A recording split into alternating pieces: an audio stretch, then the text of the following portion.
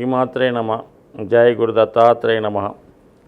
ఈ వీడియోలో మనం మే 1వ తారీఖున వృషభ రాశిలోకి ప్రవేశించినటువంటి గురుగ్రహ ప్రభావం కన్యా రాశి వారి మీద ఏ విధంగా ఉండబోతుంది అన్న విషయాన్ని మనం ఈ వీడియోలో ప్రవేశిద్దాం.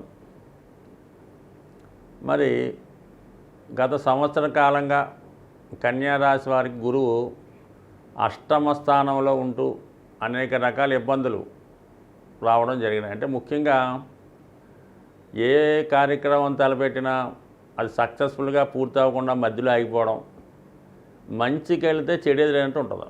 అయితే గురుబలం మరి ఇప్పుడు కరెక్ట్గా 9వ భావంలోకి రావడం వల్ల జాతకుడు ఒక సంవత్సర కాలంగా తన అభివృద్ధి కొరకు చేస్తున్నటువంటి పుణ్య కార్యక్రమాలు, రెమెడీసు, పూజా కార్యక్రమాలు, వ్రతాలు, నోములు, జపాలు ఇటువంటివన్నీ కూడా మరి ఇప్పుడు మనకి గురువు బలం 9వ స్థానంలోకి, గురువు భాగ్యస్థానంలోకి రావడం వల్ల భగవంతుడి యొక్క కరుణ మరి ఈసారి కన్యారాశి వారి మీదకి సంపూర్ణంగా ప్రసరించబోతుంది.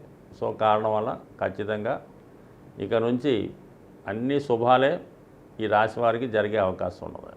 మరి 6వ స్థానంలో శని అనుకూలంగా ఉన్నప్పుడు కూడా గురువు మొన్నటి వరకు మిమ్మల్ని ఇబ్బంది పెట్టడం వల్ల శని అనుకూల ఫలితాలు ఇవ్వలేకపోయాడు.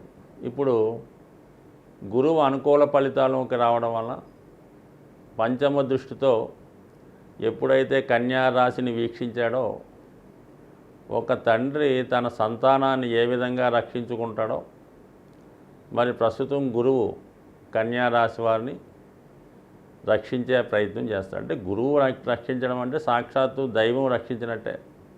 అంటే అటువంటి దైవబలం మీకు ఏర్పడింది కాబట్టి ఇక ఎటువంటి పోటీ పరీక్షలోకి వెళ్ళినా, కాంపిటేటివ్ ఎగ్జామ్స్ రాసినా, ఎంత గొప్పవాడితో ఎదురొడ్డినా వృత్తిలో అభివృద్ధి, సక్సెస్ 100% రావడం జరుగుతుంది. సో ఇక అదృష్టం మీ యొక్క చేతిలో ఉన్నట్టే. ముఖ్యంగా ఏంటంటే ఈ స్థిర రాశి అయినటువంటి వృషభంలోకి ఎప్పుడైతే గురువు ప్రవేశించాడో అసలు కన్యా రాశిలోకి ప్రవేశిస్తే ఎటువంటి ఫలితం వస్తుందో అటువంటి ఫలితం మరి పొందగలగడం వల్ల జాతకుడు సాధారణంగా కన్యా రాశి వారు చాలా జాగ్రత్తగా ఉంటారు. బట్ కానీ గురువు ఎప్పుడైతే మారి రాశిని వీక్షిస్తున్నాడో విద్యార్థులు కానీ కొంతమంది యువకులు కానీ వాళ్ళకి భగవంతుడి మీద శ్రద్ధ పెరుగుతుంది. చిన్న చిన్న బలహీనతలు ఏవైనా ఉంటే వాటి నుంచి బయటపడి సంపూర్ణమైనటువంటి క్రమశిక్షణతో ఒక నియమ నిబంధనలతో ప్రవర్తించే అవకాశం ఉంది. తన వేషధారణలో కానీ అలాగే అలవాట్లలో కానీ సంపూర్ణంగా మార్పు వస్తుంది. గతంలో చేసిన పొరపాట్ల నుంచి పశ్చాత్తాపడి నూతన జీవితానికి మార్గం కనబడుతూ ఉంటుంది. ఖచ్చితంగా మీరు చూస్తారు, మీ సంతానంలో ఎవరైనా ఈ కన్యా రాశిలో ఉంటే వాళ్ళ లైఫ్లో ఎటువంటి మార్పు వస్తుందో.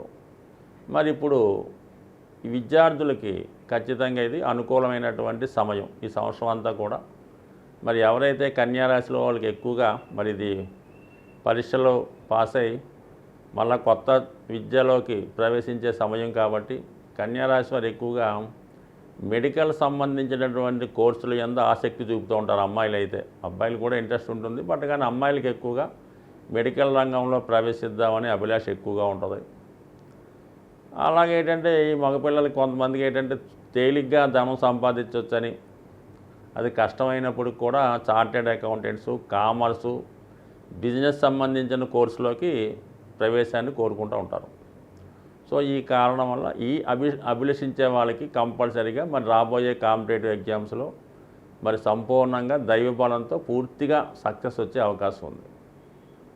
సో ఇంకా మిగతా ఆర్థిక సంబంధించిన విషయాలు అంటే ఇక్కడ విద్యా సంబంధించిన విషయాలకు మాత్రం ఇప్పుడు రాబోయే గురుమౌర్జమి మీకు 5వ తారీఖు నుంచి మే 5 నుంచి జూన్ 3 వరకు గురుమౌర్జం ఏర్పడడం వల్ల ఆర్థిక సంబంధించిన విషయాలకి ఏదైనా శుభకార్యాలకి జాతకుడికి ఇవ్వకపోవచ్చు. కానీ ఈ గురు భగవానుడు విద్యా సంబంధించిన విషయాల్లో ఎటువంటి ఇబ్బంది పెట్టడం. అయితే ఏంటంటే మిగతా విషయాలకి ఏదన్నా జాతకుడు ప్రయత్నం చేస్తుంటే వాళ్ళకి సంపూర్ణమైనటువంటి ఫలితాలు ఇవ్వాలనుకుంటే మాత్రం మే 5 నుంచి జూన్ 3వ తారీఖు మధ్యలో శుభ ఫలితాలు ఇవ్వడానికి పెద్దగా గురువుకి బలం రాదు. 3వ తారీఖు జూన్ తర్వాత యాజిటీజ్గా మీకు గురువు తన సంపూర్ణమైనటువంటి ఆరోగ్యానికి సంబంధించిన విషయాలు, ధనానికి సంబంధించిన విషయాలు, ఏదైనా శుభకార్యాలకు సంబంధించిన విషయాలు, అంటే ఏదైనా సంతానవతులు అవడానికి కానీ, వివాహం అయినా నిశ్చయం అవడానికి కానీ, ఏదైనా వ్యాపార సంబంధించిన ఏదైనా లావాదేవీలు చేసుకోవడం కానీ, అలాగే గృహంలో సంబంధించినటువంటి కార్యక్రమాలకి ఖచ్చితంగా గురువు మీకు మరి జూన్ 3వ తారీఖు తర్వాత మంచి ఫలితాలు ఇవ్వడం జరుగుతూ ఉంటుంది. అయితే వీళ్ళకి రజితమూర్తిగా రావడం జరిగింది. అంటే గురువు మారినప్పుడు చంద్రుడు ఉన్న స్థితిని బట్టి మూర్తి నిర్ణయం జరుగుతూ ఉంటుంది. ఇందులో రజితమూర్తి అన్నది ఏంటంటే 75% ఫలితాలు ఇవ్వడం జరుగుతూ ఉంటుంది. సో దానివల్ల నిరభ్యంతరంగా మరి గురువు 75% ఫలితాలు ఇచ్చినప్పుడు 100% చాలా మంచి ఫలితం అనే చెప్పచ్చు. దానివల్ల ఏంటంటే విద్యార్థులకు కానీ, వ్యాపారస్తులకు కానీ, చిరు ఉద్యోగులకు కానీ ఖచ్చితంగా గురువు బలం బాగుంది. అయితే గురువు 9వ స్థానంలోకి వచ్చినప్పుడు ఉన్నత విద్యా అవకాశాలు, విదేశ ప్రయాణాలు, పుణ్యక్షేత్రాలు దర్శించడం జరుగుతూ ఉంటుంది. గురువు బలం వల్ల ఏంటంటే జాతకుడికి కూడా దైవభక్తి పెరుగుతూ ఉంటుంది. ఒక సంవత్సర కాలంగా చూద్దాం వెళ్దాం అనుకున్నటువంటి ప్రయత్నాలు ఇప్పుడు 100% మీకు రావడం జరుగుతుంది. కాబట్టి మీరు తొందరగా మరి దైవ సంబంధించిన కార్యక్రమాలు ఏమి పెండింగ్ పెట్టకుండా ఎంబటనే అవి పూర్తి చేసుకుంటే ఖచ్చితంగా మీకు ఈ సంవత్సరం అంతా కూడా మరి విద్యార్థులకి అందరికీ కూడా అనుకూలంగా ఉంటుంది. మరి ఏ భగవంతుని మనం పూజిస్తే బాగుంటుందంటే దక్షిణామూర్తి ఆరాధన. ఇక్కడ ముఖ్యంగా మరి వీలుంటే ఈ కన్యారాశి వారు దక్షిణామూర్తి సంబంధించింది కానీ, అంటే మనకి కొద్ది ప్రాంతాల్లో దక్షిణామూర్తి సంబంధించినటువంటి ఆలయాలు ఉంటే దానికి బదులుగా శివాలయాన్ని దర్శించుకోవడం వల్ల వీలైతే మరి ఈ సంవత్సరంలో ఈ రాశివారు మరి ఏదైనా ముఖ్యమైనటువంటి పుణ్యక్షేత్రం శివుని యొక్క ముఖ్య పుణ్యక్షేత్రాన్ని దర్శించడం వల్ల వాళ్ళకి చాలా వరకు గురువు యొక్క అనుగ్రహం లభించే అవకాశం ఉంటుంది. అలాగే కన్యారాశి వారు ఎప్పుడూ కూడా గురువు అనుగ్రహం కావాలంటే ముందుగా విఘ్నేశ్వరుని ప్రార్థించడం, దాని తర్వాత విష్ణు సహస్రనామాలు పారాయణ చేయడం వల్ల కానీ, అంత పెద్దవి చదువుకోలేకపోతే గోవిందనామాలు చదువుకోవడం వల్ల ఖచ్చితంగా జాతకుడికి ఎటువంటి గురుబలంతో సంబంధం లేకుండా జీవితాంతం మంచి ఫలితాలు రావడం జరుగుతూ ఉంటుంది. అంటే కన్యారాశి వారికి ఇచ్చినంతగా శుభ ఫలితాలు మిగతా వాళ్ళకి రావు. ఎందుకంటే కన్యారాశి మరి విఘ్నేశ్వరుడు యొక్క జన్మరాశి. మరి విఘ్నేశ్వరుడు అదే రాశిలో స్థిరంగా ఉంటాడు కాబట్టి మీకు దేవతల యొక్క అనుగ్రహం చాలా తొందరగా రావడం జరుగుతుంటుంది. సో ఆ కారణం వల్ల ఒక విధంగా మీరు ఈ పుణ్య కార్యక్రమాలు, పూజా కార్యక్రమాల్లో పాల్గొనడం వల్ల గురువు యొక్క సంపూర్ణ అనుగ్రహంతో, దానికి శని భగవానుడు కూడా మీకు జాతకంలో బలంగా ఉండడం వల్ల, అలాగే మీకు ఈ సంవత్సరం గురువు 75% ఫలితాలు ఇచ్చడానికి సిద్ధంగా ఉన్నాడు కాబట్టి ఫలితాలని ఖచ్చితంగా మీరు ఉపయోగించుకుంటే మరి ఈ సంవత్సరం మీకు అంటే విద్యార్థులకి, వ్యాపారస్తులకి, చిరు ఉద్యోగులకు కూడా అనుకూలంగా లాభసాటిగా ఉండే అవకాశం ఉంది. ఈ వారంలో అంటే మనకి ఫిబ్రవరి 11 నుంచి 17వ తారీఖు మధ్యలో ఒక అద్భుతమైనటువంటి సూర్యభగవానునికి సంబంధించినటువంటి పుణ్యతిథి రాబోతుంది. అదే రథసప్తమి. అంటే సూర్యభగవానుడు తన యొక్క దిశని మార్చుకొని ఇక్కడ నుంచి మీకు చలి తగ్గిపోయి హీట్ పెరగడం జరుగుతూ ఉంటుందన్నమాట. అంటే సూర్యుడు అక్కడ నుంచి నెమ్మదిగా బలవంతుడు అవుతూ ఉంటాడు.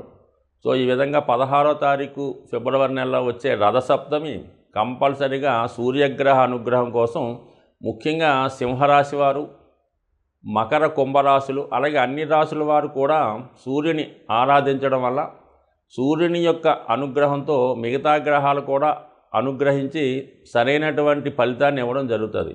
మీరు సూర్యుడిని ఆరాధించకుండా ఇతర గ్రహాల్ని అనుగ్రహం కోసం ఎంత ఆరాధించినా శూన్య ఫలితం మాత్రం రావడం జరుగుతుంది. అందుకని ముందుగా మీరు మరి ఈ కంపల్సరీగా ఈ రాశులు ఎవరైతే ఇబ్బందులు పడుతున్నారో, ఎవరైతే ఆనందంగా ఉన్నారో అందరూ కూడా ఈ రథసప్తమి రోజు విధి విధానంగా సూర్యోదయ టైంలో మరి సూర్యభగవాన్ని సాంప్రదాయబద్ధంగా పూజించి పాయసాన్ని నైవేద్యంగా పెట్టవలసి ఉంటుంది. అంటే పరమాన్నాన్ని తయారు చేసి అది మీరు సూర్యునికి నైవేద్యంగా సమర్పించి మీ కుటుంబ సభ్యులు తినడం వల్ల మీకు ఆరోగ్యం, ఐశ్వర్యం కూడా కలిగే అవకాశం ఉంది. సో ఏదైనా ఈ రాశి వారు చేసుకోండి. అలాగే మరి ఇక్కడ నుంచి కొన్ని రాశుల వారికి చాలా మంచి ఫలితం రావడం జరుగుతూ ఉంటుంది. రవి ప్రతి సంక్రమణానికి మారుతూ ఉంటాడు. మరి ఈ నెల 14వ తారీఖు అంటే 13వ తారీఖు సాయంకాలం 7 గంటల 14 నిమిషాలకి కుంభరాశిలో సంక్రమణం జరుగుతూ ఉంటుంది. వీలైతే ఆ రోజు కూడా సంక్రమణం రోజు అంటే మరి